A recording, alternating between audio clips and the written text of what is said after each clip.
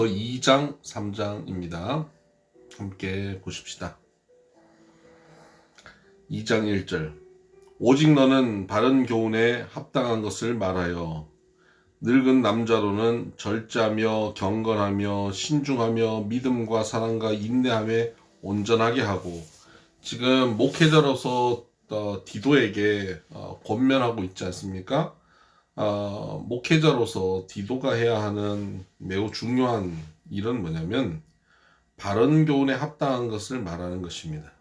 그러니까 하나님의 말씀을 정확하게 잘 전해야 된다. 목사는 하나님 말씀을 잘 전하는 사람이어야 합니다. 그래서 이렇게 재미있게 전하느냐, 대중적으로 좀 이렇게 반응이 좋게 전하느냐, 그런 게 아닙니다. 바른 교훈에 합당한 것을 말하는 것입니다. 물론 재밌게 전하고 대중적으로 잘 호응하게 전하면 좋겠지요. 그러나 그보다 중요한 것은 바른 교훈에 합당하게 전해야 하는 것입니다. 그렇게 전하고 나면 그 말씀을 듣고 나서 성도의 반응은 어떤 변화들이 기대되냐면, 늙은 남자, 늙은 여자, 젊은 남자, 그리고 종, 이렇게 쭉 나오는데요. 읽으시면서 여러분에게 해당되는 것의 변화를 좀 한번 바라보시면 좋겠네요. 늙은 남자로는 절제하며 경건하며 신중하며 믿음과 사랑과 인내함에 온전하게 하고, 이렇게 얘기하는 것은 뭐냐면, 이 늙은 남자에게는 이게 부족하기 때문에 이거 하라는 거거든요. 하라는 건 그게 부족하기 때문에, 그거 잘하고 있으면 뭐 하려고 얘기하겠어요. 바로 이게 부족하니까 말씀 듣다 보면 이런 부분이 채워진다는 것이죠. 늙은 여자로는 이와 같이 행실이 거룩하며, 그러니까 늙은 여자는 행실이 거룩하지 않을 가능성이 높다, 이 말이네요. 모함하지 말며 많은 술의 종이 되지 아니하며 선한 것을 가르치는 자들이 되고, 그들로 젊은 여자들을 교훈하되 그 남편과 자녀를 사랑하며 신중하며 순전하며 집안일을 하며 선하며 자기 남편에게 복종하게 하라. 이는 하나님의 말씀이 비방을 받지 않게 하려 함이라. 너는 이와 같이 젊은 남자들을 신중하도록 권면하되 범사에 내 자신이 선한 일에 본을 보이며 교훈에 부패하지 아니함과 단정함과 책망할 것이 없는 바른 말을 하게 하라. 이는 대적하는 자로 하여금 부끄러워 우리를 악하다 할 것이 없게 하려 함이라. 여러분, 지금 이 늙은 남자, 늙은 여자, 젊은 남자, 이 어디에 해당되십니까?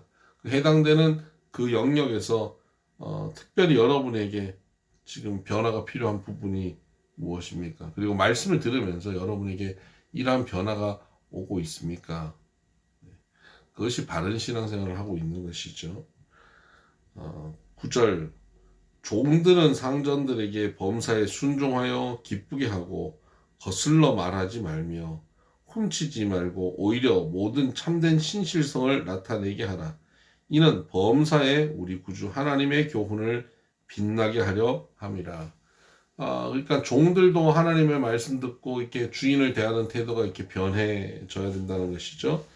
이렇게 하는 것은 범사에 우리 구주 하나님의 교훈을, 즉 하나님의 말씀을 빛나게 하려 한다. 하나님의 말씀이 언제 빛나는지 아십니까?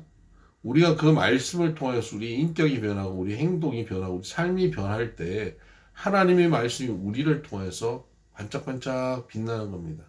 하나님의 말씀이 존중을 받는다고요. 성도들이 말씀 듣고 그냥 머리로 이해하고 감정으로 은혜를 받았지만 삶의 변화가 일어나지 않으면 말씀이 멸시당합니다. 세상에서 말씀이 무시당해요. 근데 하나님의 말씀이 이 세상 가운데 빛이 비춰지려면 하나님의 말씀을 받은 우리들이 그 말씀으로 인격이 변하는 거예요. 그래서 예수님께서 너희는 세상의 빛이라 산의 동네가 숨기지 못할 것이다 라고 말씀하면서 우리가 그 빛으로 빛을 비추면 많은 사람들이 우리의 착한 행실을 보고 하나님께 영광을 돌린다 그랬습니다. 산 위의 동네들에게 빛을 비춰서 어둠 가운데 있지 않게 그 빛을 비춰내는 것은 어디 가서 성경 읽어준다고 그 사람들이 주 앞에 돌아오는 게 아니에요. 그 성경의 말씀을 가지고 우리의 삶이 변하는 착한 행실, 우리의 인격, 성품, 말, 행동이 변화되는 것을 통해서 하나님의 말씀이 빛나는 것이고, 그 빛나는 하나님의 말씀을 통하여서 많은 사람들이 하나님께 돌아오고 영광을 돌리게 되는 것입니다. 11절 모든 사람에게 구원을 주시는 하나님의 은혜가 나타나 우리를 양육하시되 경건하지 않는 것과 이 세상 정욕을 다 버리고 신중함과 의로움과 경외함으로 이 세상을 살고, 즉 하나님의 은혜가 우리에게 나타나는데, 그 하나님의 은혜가 나타나서 말씀이 전하여질 때 나타나는 은혜거든요. 이 말씀이 전해질 때 은혜가 나타나면 첫 번째 어떤 결과가 오느냐? 12절 우리를 양육하여 주신다. 우리를 교육하여 주신다. 그것을 통해서 어떻게 해요? 정욕을 다 버리고 신중, 의로움, 경건함, 이런 모습을 가지게 되는 것이죠. 은혜로 우리가 양육을 받아가면서 우리는 이렇게 신중하고 의로워지고 경건함으로 살게 되고요. 또 하나는 13절 복스러운 소망과 우리의 크신 하나님 구주 예수 그리스도의 영광이 나타나심을 기다리게 하셨으니, 복스러운 소망, 즉 예수 그리스도의 영광이 나타나심을 기다린다 하는 겁니다. 이것이 소망인 거죠. 그러니까 하나님의 은혜의 말씀 가운데 거하며 살아가는 사람은 이 소망을 가지는 겁니다. 어떤 어려움이 있어도 예수 그리스도의 영광이 나타날 것이다 라고 하는 이 복스러운 소망을 가지고 살아가는 사람이 참 절망하지 않습니다. 거기에 예수 그리스도 부활의 소망을 기다립니다. 14절 그가 우리를 대신하여 자신을 주심은 모든 불법에서 우리를 속량하시고 우리를 깨끗하게 하사 선한 일을 열심히 하는 자기 백성이 되게 하려 하심이라. 이 은혜의 장중에 있으면 선한 일을 열심히 하는 자기 백성이 됩니다. 이 선한 일이 뭡니까? 구원의 일이죠. 내 안에 구원을 온전케 하고 이루어가고, 또 구원의 전도를 통하여 말씀을 전하여서 다른 이들을 구원을 이루어가게 하는 이 선한 일에 열심히 있는 백성이 되는 것입니다. 하나님의 은혜 가운데 있을 때 인격이 변하고 내 안에 절망이 소망이 되고 하나님의 구원의 역사에 적극적으로 참여하는 사람이 되는 것이죠. 여러분에게 은혜의 말씀이 거하면 바로 그런 변화가 있는 겁니다. 인격의 변화, 그리고 내 안에 소망, 그리고 구원의 역사를 참여하는 일. 15절 너는 이것을 말하고 권면하여 모든 권위로 책망하여 누구에서든지 업신여김을 받지 말라. 그러니까 목회자가 그 목회자의 권위를 가지는 것은 하나님의 말씀을 제대로 증거하고 말씀의 권위가 있을 때 목회자의 권위가 있다라고 얘기하는 겁니다. 목사, 담임 목사, 그것이 우리에게 권위를 주지 않는다라고 디도에게 말하는 거죠. 네가 바른 교훈을 제대로 전하고 있으면 업신여김을 받지 않을 것이다 라고 말하고 있는 겁니다. 3장 1절 너는 그들로 하여금 통치자들과 권세 잡은 자들에게 복종하며 순종하며 모든 선한 일 행하기를 준비하게 하며, 이제 성도들이 이 땅에서 어떻게 살아가야 되느냐, 일반 권세에 순종하고 질서를 지키고 살아가는 사람이 되어야 된다. 그리고 선한 일 행하기를 준비하고, 그러니까 구원의 역사, 전도하는 일에 늘 준비하고 깨어 있으라는 것이고요. 2절을 보면 아무도 비방하지 말며 다투지 말며 관용하며, 즉 비방 다툼하지 않고 오히려 관용하는 거예요. 비방하고 다투기보다는 그 사람들은 그럴 수 있지, 나는 더 했는데 하고 관용하는 것, 성도들이 관용하는 성도들이 되게 하는 것이 중요하다는 겁니다. 범사의 온유함을 모든 사람에 나타낼 것을 기억하게 하라. 그래서 관용하고 그리고 온유한 것이죠.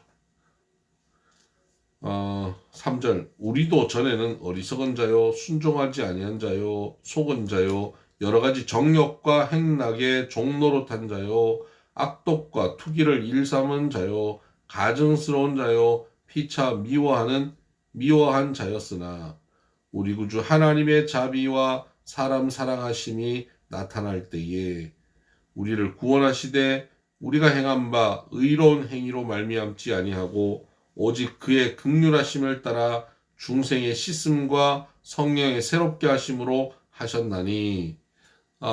우리도 과거에는 이런 죄의 모습이 있었지만 하나님의 은혜로 하나님의 말씀을 통하여서 우리가 점점 변화되어 가는데, 거기서 우리의 변화는 어떻게 일어나냐? 두 가지, 특별히 중생의 씻음, 이 거듭남의 씻음이죠.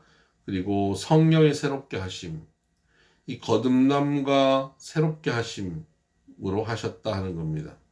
여기서 이제 이 중생의 씻음, 중생의 씻음, 죄를 회개하고 우리가 신분이 바뀌는 거죠. 죄인에서 의인이 되는 것입니다. 그리고 성령의 새롭게 하심, 성령은 오늘도 날마다 우리를 새롭게 해주시죠.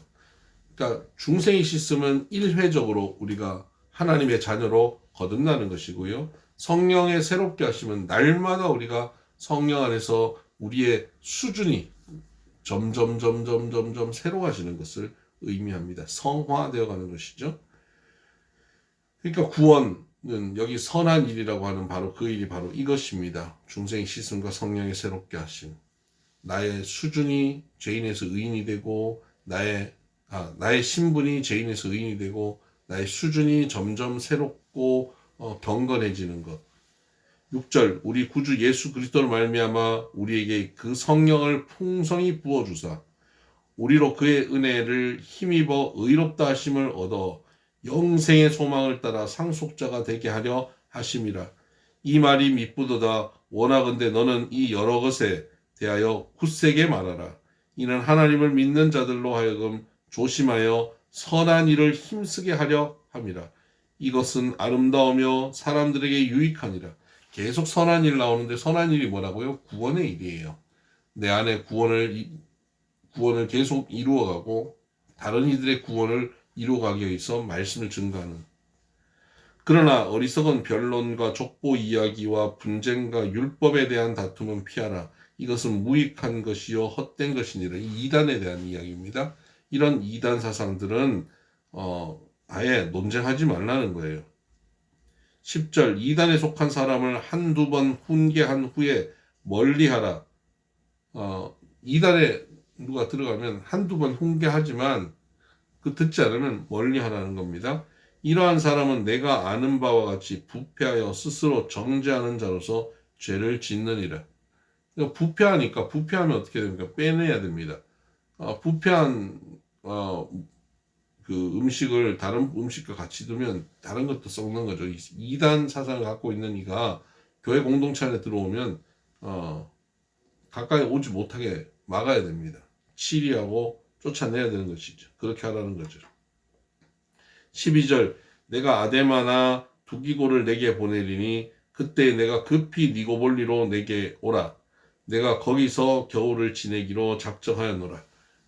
이렇게 네가 여기 와서 나와 좀 만났으면 좋겠다라고 말하는 겁니다. 13절 율법교사 세나와 및 아볼로를 급히 먼저 보내어 그들로 부족함이 없게 하고 또 우리 사람들도 열매 없는 자가 되지 않게 하기 위하여 필요한 것을 준비하는 좋은 일에 힘쓰기를 배우게 하라. 지금 율법교사 세나와 아볼로를 먼저 보내서 이 그레데 사람들에게 부족함이 없도록 말씀을 증거하게 하겠다는 것이고요. 또 너도 여기 와서 열매 없는 자가 되지 않게 하기 위해서, 여기 있는 사람들도 열매 없는 자가 되지 않게 하기 위해서 좋은 일 하는데 힘쓰도록 배우게 하라. 목회자는 성도들이 말씀을 배우게 하는데 말씀을 배워서 열매를 맺게 하는데 노력해야 되는 그런 사명을 가진 것이다 라고 목회자의 사명을 계속 말하고 있는 겁니다. 15절 나와 함께 있는 자가 다 내게 무난하니 믿음 안에서 우리를 사랑하는 자들에게 너도 무난하라. 은혜가 너희 무리에게 있을지어다. 아멘. 오늘도 하나님의 말씀 가운데서 우리 안에 선한 일을 온전히 이루어가는 저와 여러분 되기를 주의 이름으로 축복합니다. 샬롬.